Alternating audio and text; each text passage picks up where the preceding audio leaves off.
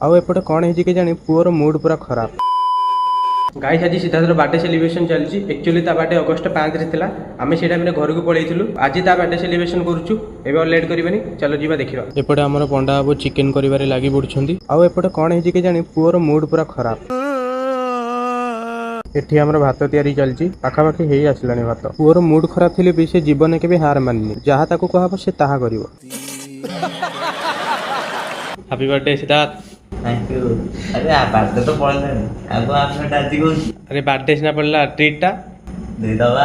अब्बास बेटा एबे पाखापाखि हेई आसलानी। चलो एबे बर्थडे सेलिब्रेशन कर दवा ताबरे खाइबा।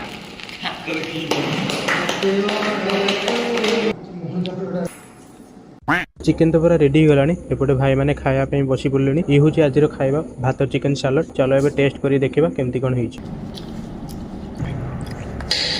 भाई पीस देखो केमती हेची। चलो एबे सलाड टिके टेस्ट करी देखिबा केमती कोन हेची। भाई यही पीसटा देखो केमती हेची। चलो आको एबे टेस्ट करी देखिबा।